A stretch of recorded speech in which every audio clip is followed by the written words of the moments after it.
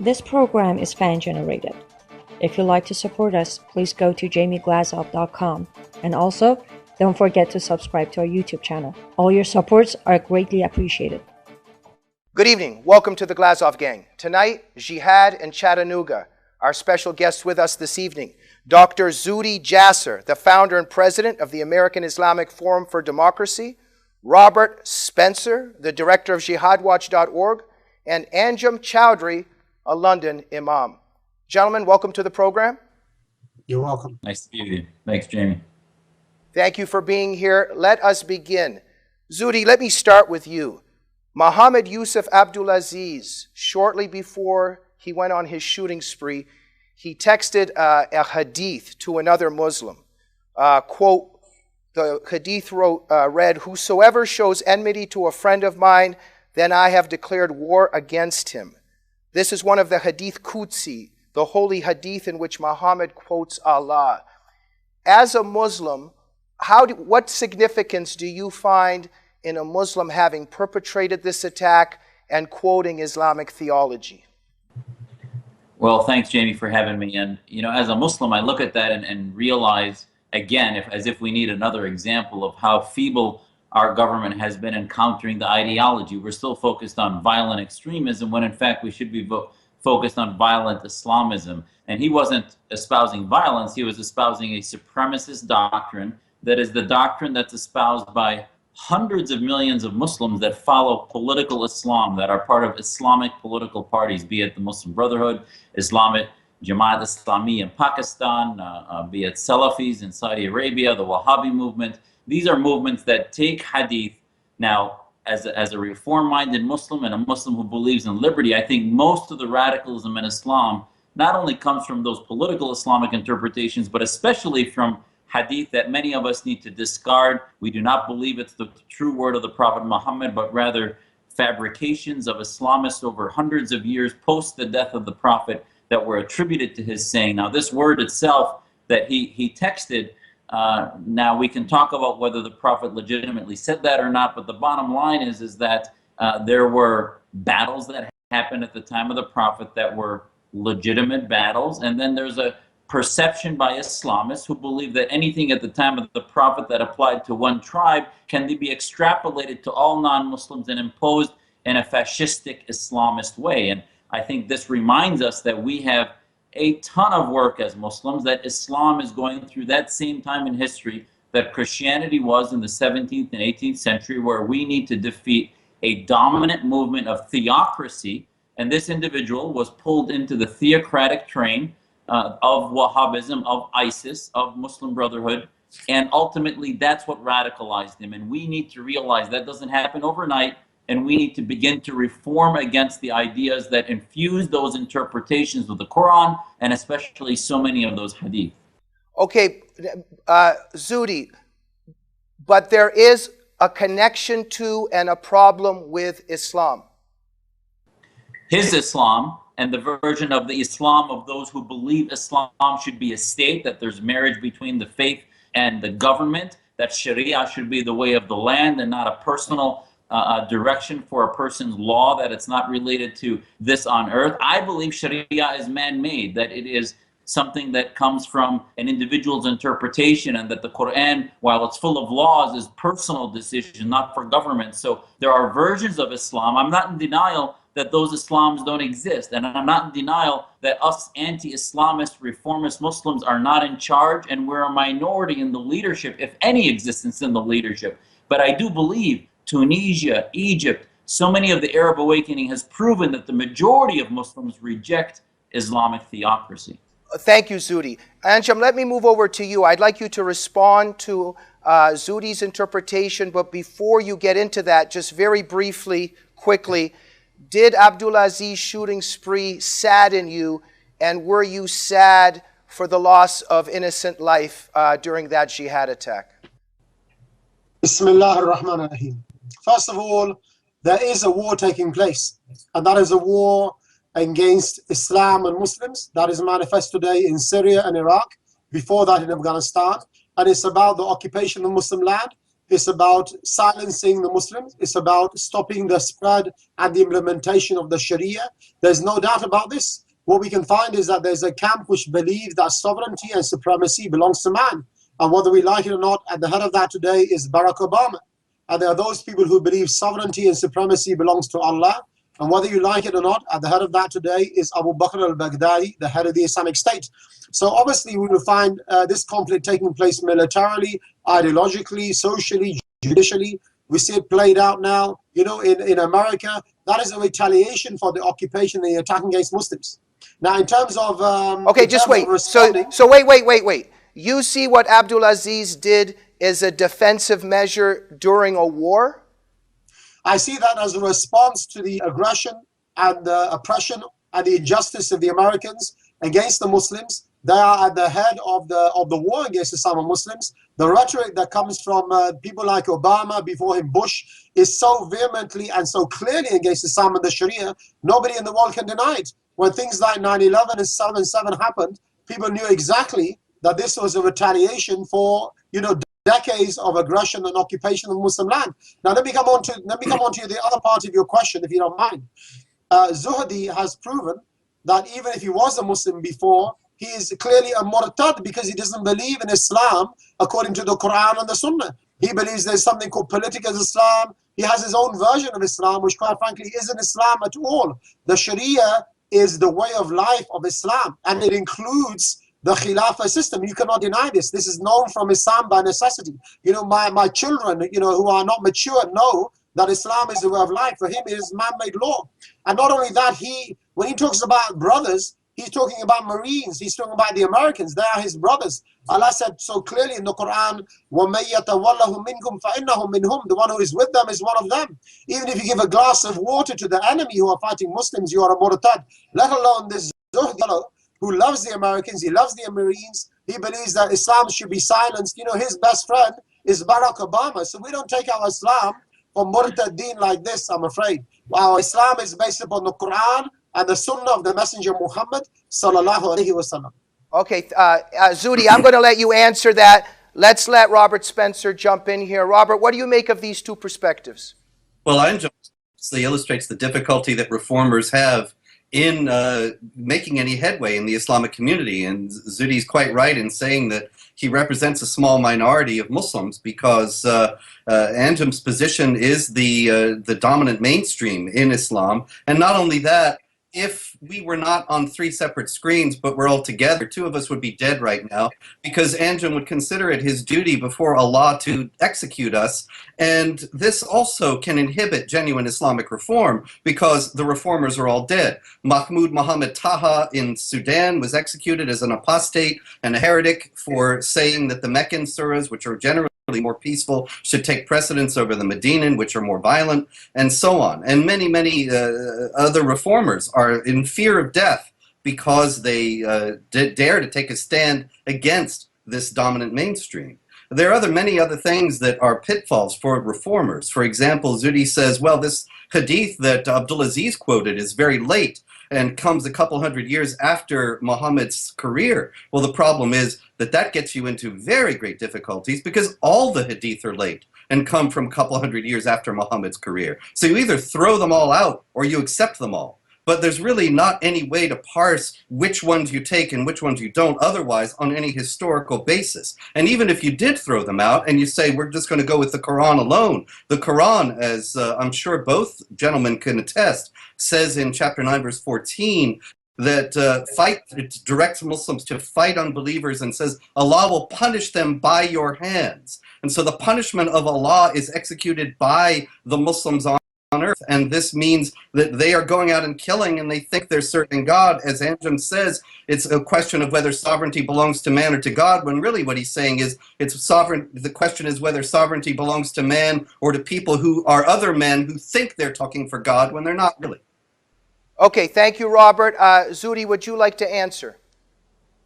Yes, I think that there are a couple things here. First of all, you know, it is amazing to me the fact that Anjem here continues to talk about Islam as if he is God. And the Islam that he is espousing is one in which he becomes God, in which his Baghdadi and these fascists who kill people, who enslave women, rape women, treat Christians and Jews as trash, as barbarians. In fact, you are the barbarian because you are acting like God. This individual, if he really was an act of war in Chattanooga, this was not only terrorism, it was an act of war. He was the epitome of cowardice in Islam because he attacked unarmed people. He didn't form an army and attack America like a courageous person would do, which would be with an army so that we could defeat them. No, he attacks women and children, shoots from behind a glass, people who are unarmed. That, regardless of whether you think the war is legitimate, is the act of a coward who is not a representative of Islam in any way. Now let's talk about the fascist Islam that you believe is the only Islam. If what you're saying, the establishment of Islam, is the only Islam, and you have the freedom to say I'm a murtad and I've left my faith, who tells you that? That is nothing in the Quran that says that you have a right to determine who is and who is not a Muslim.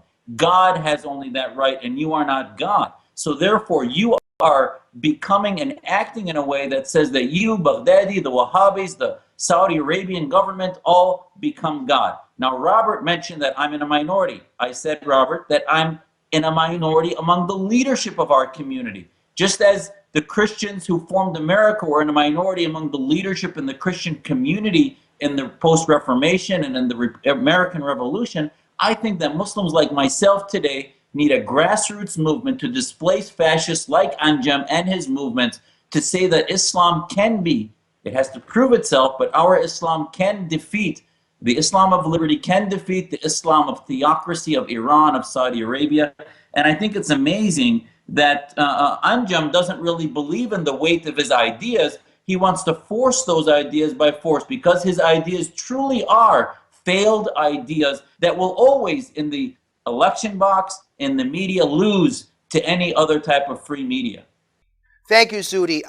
Let me go over to Anjem. Anjem, you can interweave perhaps an answer that you'd like to give to what's been said, but we have such limited time. I want to ask another question. Zudi touched on the Jews. I want to touch on, the non-believers, how Islam sees them. I think this is a very important issue and a central issue. Anjem, let me ask you, have you ever been to Israel? I haven't been to Israel, no. Do you have any interest in visiting Israel? If I was to go to Israel, it would only be to liberate it from occupation. That's the only reason I would go. At the moment, Muslim cannot go there to visit. Okay, and you would say this is Islamically based, right? Of course, yeah. Can I answer what the other people are saying here, or not? Pardon me? Can I answer what Zuhdi and Robert are saying? Just one second. Just let me ask you this, and then I'll give you quickly. Do you have any Jewish friends? Do I have what? Any Jewish friends? Jewish fans? Friends. Friends? No, it's not allowed for me to have any friends who are not Muslim. My friends are all Muslims. A man is on the deen of his friends. So my friends are all Muslims. I don't have any non-Muslim friends whatsoever. Okay, one second, Anjem. In the Quran, it talks about Allah making Jews or transforming them into apes and pigs. Often Islamists talk about Jews being descended from apes and pigs.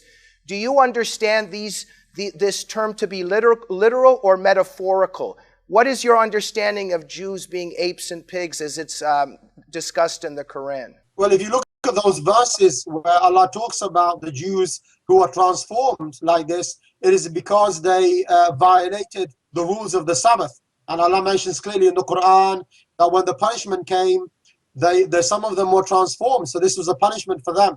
But this is specific about the punishment for those people because they violated the commands of Allah in their own time. Anjem, but do you really believe that Jews were made into actual Jews and pigs? That was a punishment for some of them at that time, indeed. This is the case. Okay, so you believe in it literally, and so therefore some Jews are actually descended from apes and pigs? Well, no, this is a different question. What we're saying is that this was a punishment for some of the people at that time of Bani Israel who violated the commands of God. We're not saying that the people today are descendants from Jews and apes, but this was a punishment specifically mentioned in the Quran, which we cannot reject, as mentioned by Allah about their own punishment for what they did. Just very quickly, because this anti-Semitism in Islam is crucial to understand in terms of also Islam's view of all non-believers. Let's make one thing clear. We are not against the Jews because they are Jews, although obviously we reject Judaism and Christianity because it's not based upon divine scripture nowadays. We are against the people who are occupying our land and slaughtering innocent men, women, and children in Palestine and bulldozing down houses and obviously committing all kinds of atrocities. You know, for you to equate this with some kind of scriptural differences is rubbish.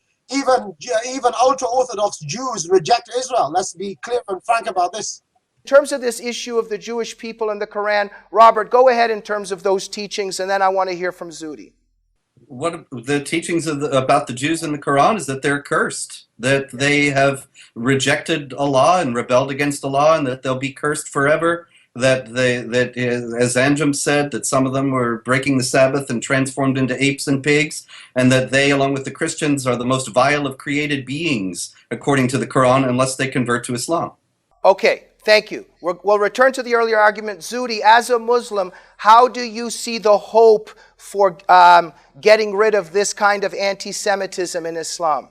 You know, there's no doubt that anyone who's an anti-Semitism, at best, they're 80%, at worst, average 95 to 97%. I believe that's a combination of Islamist movements and also the fascist Arabism that moved in the past 100 years. Now, the scriptural sources, I will tell you as a Muslim, I believe that there's no way that God could give the holiest institution of marriage, for example, to allow us to have a Jewish mother raise our children and not tell us that we would have to convert her. In fact, that she may stay a Jew and raise my children. That is not a faith that believes you cannot be friends. Intentionally, I believe that the Islamists hijack the interpretations. Instead of interpreting awliya as a witness who may witness the legal mechanisms in a Sharia court, they would then say, just like in a Talmudic court, a Muslim couldn't sit witness to a Jewish proceeding, a Jew may not sit witness in a Muslim proceeding in a Sharia court. That does not make them people we don't trust and love and have affection and also have a direct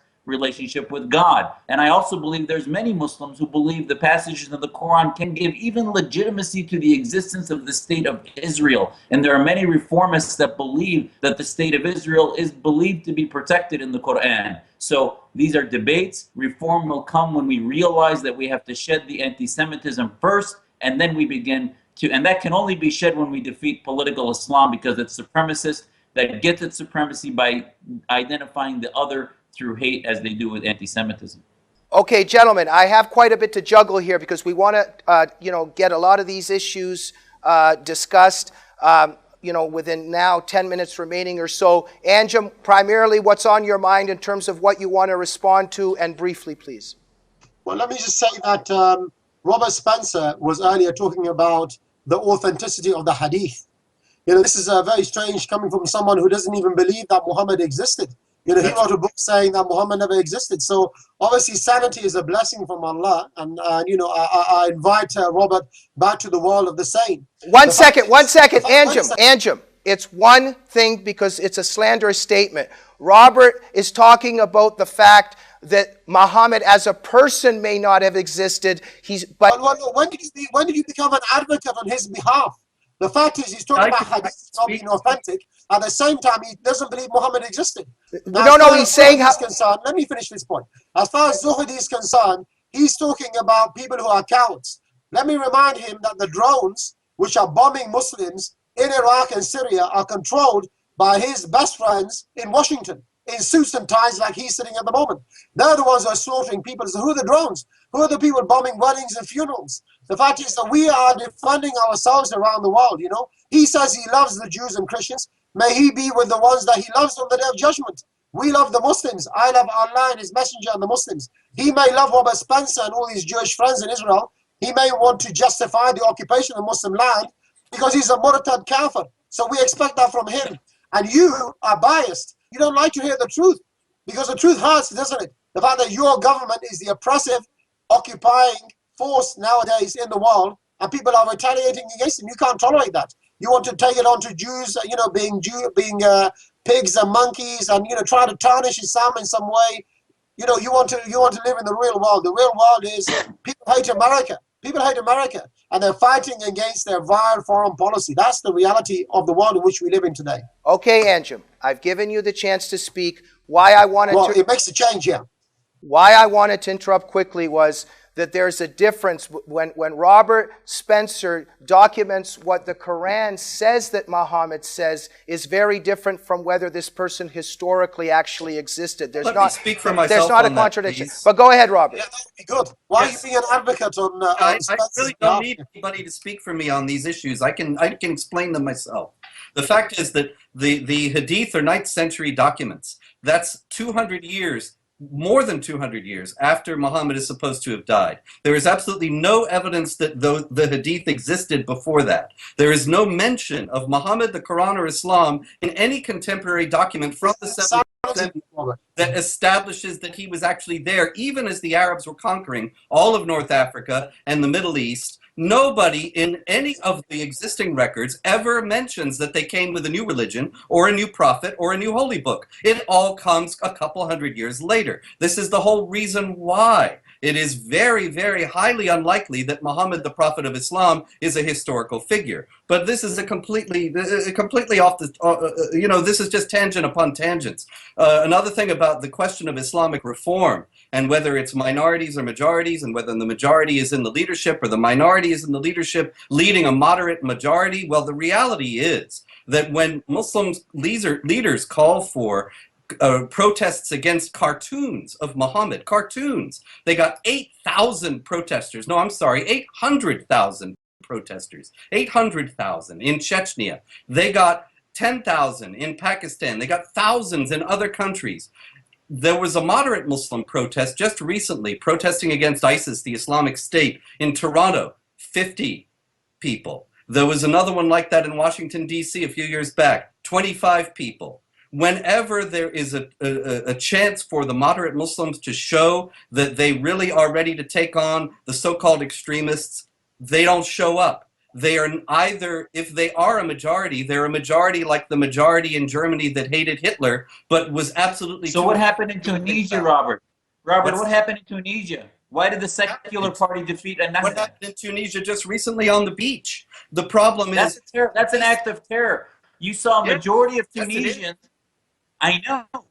You're giving me numbers as a scientist of what the majority believe. The majority of Tunisians, after only 2 years, rejected Ennahda. The majority of Egyptians went to the streets because they had urgency. You're right. The Muslims in America and in Canada are anesthetized. They're asleep. They are not demonstrating. You're absolutely right. But that doesn't prove your point as far as ideological proof. Not to mention the Research Center polls also that show, unfortunately, look, I'm all for you. I hope you win. But we have to be realistic about this. And there are Pew Research Center polls all over the Islamic world that show that vast majorities want Sharia and think like Anjem. And what happened in Tunisia and Egypt was the result of the absolute mismanagement of the Muslim Brotherhood and the Islamic supremacist governments that were there. It was not a wholesale rejection. Okay, Robert, that's a great point. So why what's happened in the aftermath? Okay, let Zuhdi go. Then we'll go to Anjem. Zuhdi, go ahead. Okay, so that is a very valid point. You're right. There's a schizophrenia between their personal beliefs about Islam versus what they actually do on the ground. That schizophrenia, I believe, is related to a lack of education, illiteracy, and a need for fueling of reformation for the liberal thinkers. The liberal thinkers existed. President Wahid wrote a book about the illusion of the Islamic State. Muhammad al-Shamawi, Fatima Marnisi in Morocco. Many of these scholars exist that believe in democracy and liberty, but the powers that be are a mafia of the OIC that have destroyed them, put them in prison, and empowered the Anjem Choudharys of the world instead of empowering the reformers, and therefore they get smothered and put away. The Muslims in the West are protected by a 99% majority who are non-Muslim, who do protect them, so therefore they don't see a threat from the Brotherhood, so they just go asleep, and that has to stop. Okay, Anjem? Yes. I'd like to ask a question. Is there a quick response to something, or I can move ahead? Well, I mean, I'd just like to make a quick response to Robert to say that the hadith were collected from the time of the Messenger Muhammad sallallahu alaihi wasallam. There are many records, scriptures which are in existence from that time. The words of the Prophet sallallahu alaihi wasallam were recorded. There were collections by Abu Huraira. Even you can see that Abdullah ibn Abbas, he left enough carried by donkeys. So there are many of the treaties of Hudaybiyah, of the treaty when no record of any the of that Prophet till the sallallahu 19th alaihi wasallam established the Islamic State in Medina.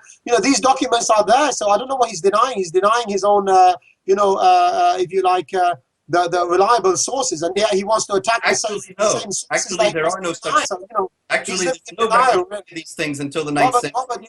as I say, sanity is a blessing from Allah. And the fact is, his own conclusions are based on something 1,400 years afterwards. So if you ask Robert what he's relying upon a book that he wrote yesterday, and he's denying something 1,400 years ago.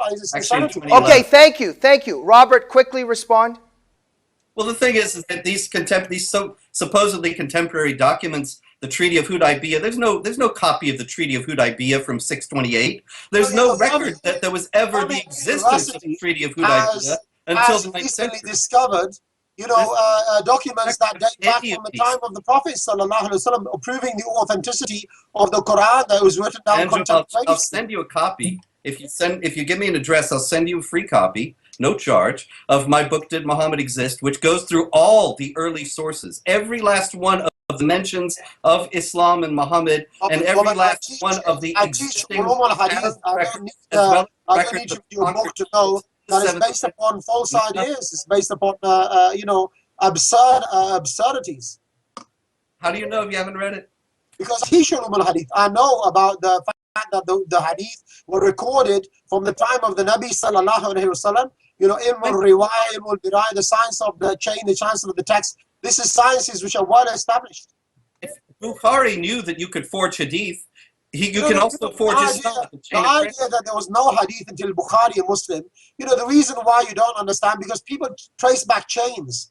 The chains were traced back from the time of the Prophet. Chains are forged. You think just because Bukhari came along, the earliest hadith don't have the chains. The chains were fabricated later. One of the most meticulous sciences is ulum al-hadith, for your information, Robert.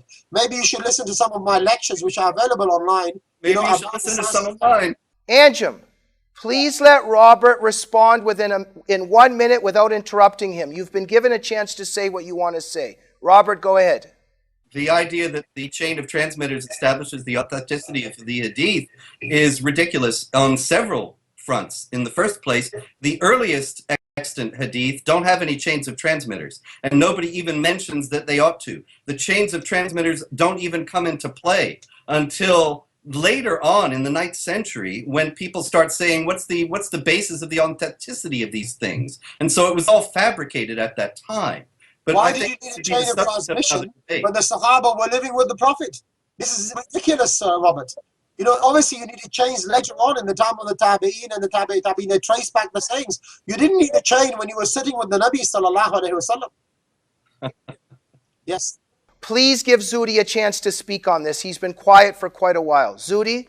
I think between the two of them, you can see that reformers are lost between these two extremes. On the one hand, Robert's trying to argue both, which is why waste our time about proving whether Muhammad existed or not. You've got a quarter of the world's population that are Muslim. So on the one hand, his evidence for that is the fact that the hadith is 200-300 years old. That's why many of us reformers believe that most of the hadith, or much of it, is corrupted and used as a tool to fuel political Islam and Sharia, when in fact the word Sharia itself is hard to find in the Quran. So why would there be a passage in the Quran where God tells Muhammad that today I have completed your religion? If he completed your religion, he wouldn't take 200 years to then write down scripture, which is hadith, that is corrupted and much of which is bad. So, and not even true sunnah and seerah of the Prophet. So you can't argue both, which is, yes, some of it's corrupted. The true issue of Islam needs reform, needs modernization, needs enlightenment. But Mr. Choudhary's opinion is that it's black and white. There's no modernization. Any invention, or bid'ah as he would call it, is forbidden, when in fact they use they use computer science, medical science. But no, forget political science invention. And by the way, if his arguments were so great, his response wouldn't just be about drones. It would be about why freedom and liberty is prohibited in the Quran. And God tells Muslims, you can't prohibit that what I did not prohibit. And Anjem and his entire fascist mafia of the OIC prohibits liberty and freedom, not because God said so, but because they want to be God on earth. Gentlemen, we are out of time. 30 seconds each. I'll be glad to bring you back for round 2. What do we need to do to prevent future attacks like just happened in Chattanooga? 30 seconds each. Robert, what do we need to do? We need to speak honestly about what motivates them, which is Islamic texts and teachings, and work toward genuine reform of those texts and teachings, which can't come from pretending that they are other than what they are, or that they don't say what they manifestly say. And also, I wanted to say, Anjem earlier said he can't go to Israel as a Muslim. Actually, I went to Israel with a Muslim a few years back, the great Tashbi Sayyid, a real Islamic reformer, so I know it can be done. Anjem, under 30 seconds, what does the West need to do to defend itself against future attacks like just happened in Chattanooga? Well, it's quite straightforward. The Americans must withdraw all forces from Muslim countries. That includes Syria and Iraq and Afghanistan and everywhere else. Secondly, they must stop supporting the dictators in Muslim countries whom they finance and the puppets that they have to look after their own military and economic interests. Thirdly, they must stop support for the pirate state of Israel, which are occupying Muslim land. And of course, fourthly, they must stop all the propaganda and the lies against Islam and Muslims to say on the one hand that, you know, they're not against Islam and Muslims. On the other hand, they're pushing their own corruption in our own countries. Maybe we can have a normal relationship if there's not this military and economic and ideological war taking place. Zuhdi Jasser. I think it's essential that we abandon the mantra of countering violent extremism and recognize that we are countering violent Islamism, and recognize that the evil empire of today is all Islamic states, and especially the ideology of political Islam and the idea of the Islamic State. And yes, we are not just in a problem of terror. I am, as a Muslim American, at war with Muslims like Anjem Choudary because they fuel an idea that wants to destroy America. And until we recognize that war, we are going to be defeated and trampled on by not only the clerics of Choudary and other, but Saudi Arabia, Iran, and other fascist theocratic regimes that we have to defeat as Muslims. We are out of time. You're welcome to come back for round 2. Anjem Choudary, Robert Spencer, Dr. Zuhdi Jasser, thank you for joining us. We'll see you next week on the Glazov Gang.